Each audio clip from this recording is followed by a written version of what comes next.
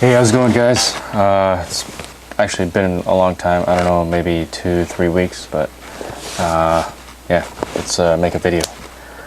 Video today will be about actually just a little bit about me. Is that as long as you guys probably know me for, not like maybe just my friends and my classmates and stuff, but ever since high school when I started in grade 9.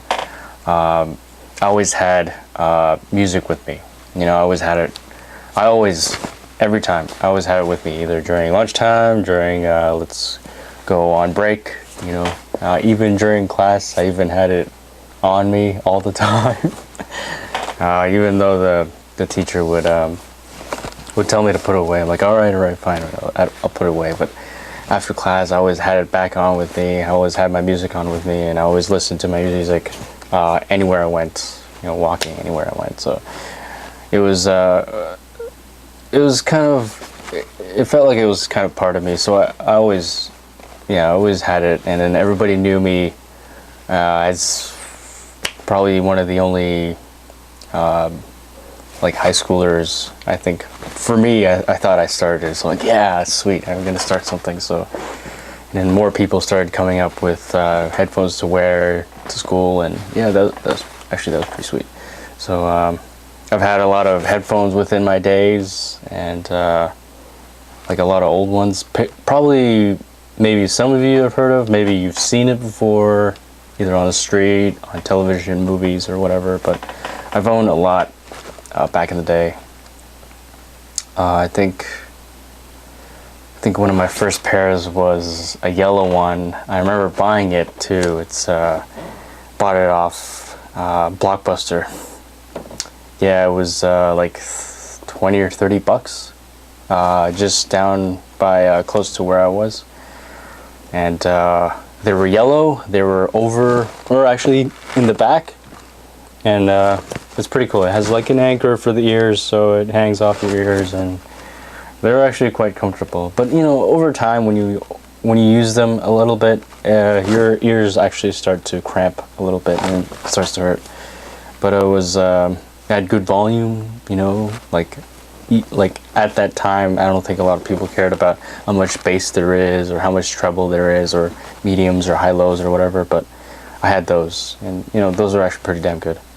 And then started thinking about it, and like, what, I should move ahead, maybe change it up. So I got rid of those, but I still kept them. I still kept them here at home. I don't know where they are now, but I remember buying my second pair. My second pair was somewhere in Toronto. It was like what's it called, like a small little market, a shop with, they sell like like bootleg VCRs at the time, DVD players at the time, which actually DVD players were like crazy damn expensive before, But when I saw the pair I wanted, I'm like, oh, I gotta get those. So I bought them. They were huge. They were big because they were just right over my ears. And I remember arriving with those in school one day, and everyone's like, "Oh man, you got some sick headphones." Like, yeah, this, it's pretty good. It's pretty good sound, and yeah, that's everybody knowing me for having big headphones. So I'm like, all right, I want to start this trend now. But I never thought I'd started a trend at the time. I'm like, all right, why not? I'll be the one to do it. So I started doing that, and then they're good. I don't know, I forgot how good the sound quality was, but at the time for me it was really nice. I think the ones after I tried to buy a few that could stand out, to the rest of everybody else of what they had. They might have bought it from like Walmart or like Future Shop or Best Buy and all that stuff. But yeah, I wanted to find places where they had headphones where it was legit and it wasn't fake. And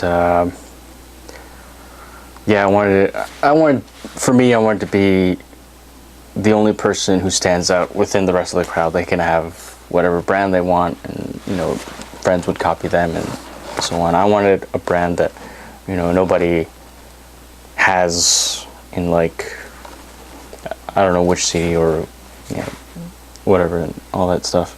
So I think after that I was I don't know if I bought it. I don't know if I bought a brand new one every year, but each time I saw a new pair, but it would be a pair that no one's either heard of or seen or bought. Maybe a few people, but few people, like maybe one or two people. I'm like, all right, I'll be within that crowd who actually has those. I'm like, all right, that's pretty sweet. I'll do that. So yeah. So you wanted two. I had a third one. I remember it was a green Philips one. I swear I had it somewhere. I totally forgot where I put it. Anyways, those actually I still have those. I know. Yeah, those were my third. My fourth, I actually still have it with me. It's let's see here. These are the oldest pair I have, or one of the oldest pairs I have, and I still have it. The only problem is that the ear cushion, it's ripping off. They're the Sony MDR 7506. I got these ones specifically at the Sony store, and at the time it was, I think, like $200. But the thing that made these, stand out, even now, these ones stand out more than the rest of what people have now, which is like Beats and, sold by Ludacris, or like the SMS 50 cent ones. These ones are particularly good, and the cool thing is, like, let me show you. If you guys can see the number, and it's professional. That's cool. It has that sticker on it there. These are specifically very good all around. High lows, middles, or the mids, or whatever they call it. And plus, these are used by radio stations, like TV, radio, behind the scenes stuff. This is the stuff that they wear. And you'll notice if you watch, like, I remember watching Pitch Perfect. It's actually a pretty damn good movie. She wears this pair, the same one, and you'll actually notice the difference between these and Beats Studio. If you don't believe me, you should try them out. You never know. Like, it has amazing bass, amazing treble, and amazing, like, it's actually pretty damn good. And yeah, of course, it's foldable. Let me show you. So yeah, it's foldable like this, so you can carry it with you. But there is no carrying case. That's the only thing that it did not come with. But it's not too bad. And I think after these, I wanted to go for more wireless. And also Sony again. So I saw these. These are, these are not too bad. I mean, they're Bluetooth, they work, they're wireless, of course. It's but the build quality, it could be a little bit better, but it's not bad. You can use it as a workout like type of headphones, so you don't have to worry about when you're working out there's wires in your way. So it's actually not too bad. The new ones now, it's built-in MP3, which is also made by Sony. And those are actually pretty good too. They're only about 4 gigs, but they're actually still worth it. So if you guys work out and you don't want to have wires, or you don't want to have something bulging out of your pants, or actually your shorts when you're working out. I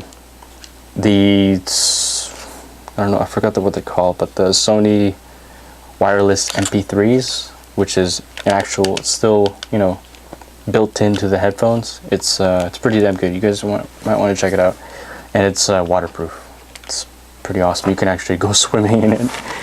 That's pretty sweet. Yeah, actually the sound quality for this is it's not too bad either. I think it's good because, like, in terms of sound leak for this is actually not too bad. You can put it very high, and I don't think a lot of people can hear you. I think. I'm not really sure. But I could also test that. You never know. And then after that, I'm like, you know what? I'll go with the crowd. I want to see what they think. And, you know, I was impressed by it initially. You know, I like what people think. You know, when it came to styling and everything, it was like, it looks good in black, looks good in white. Also, you know, it could look good in red. And then they came out with the red edition. I'm like, sweet. That's probably a version I want, but it was still pretty expensive. And the ones I'm talking about are the Beats by Dre, the studio ones anyway. Solo would be a good idea, but knowing that I don't want solos and they're like small, screw that. I'd rather go with the high-end stuff. But, you know, I don't know if I should compare this to the Beats Pro, which I haven't used before, but I have tested it out. There is a slight of a difference, but in terms of its weight, the Beats Pro is like way heavier than this, and when it comes to weight, I don't really like it. So sorry for this, because I lost my cover, which the new Beats Executive, which is, they're all silver, is it's a magnet now, and it has a string which you can't lose it anymore. So that, you know, that was a good idea for them. But for these, the studio ones, if you lose this, you're screwed. I lost it twice.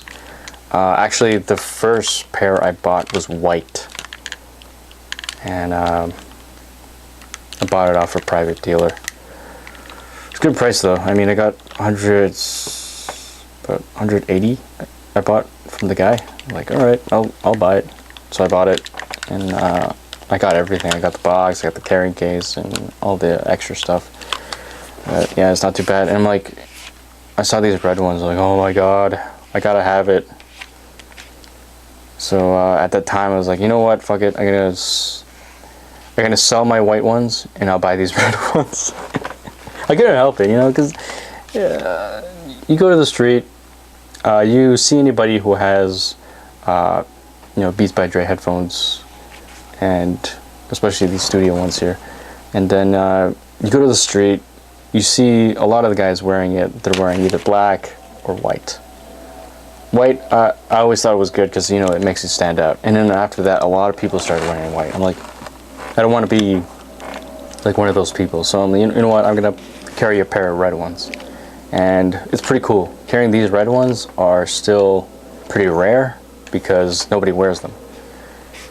Nowadays, since they come up with new colors, they got red, they got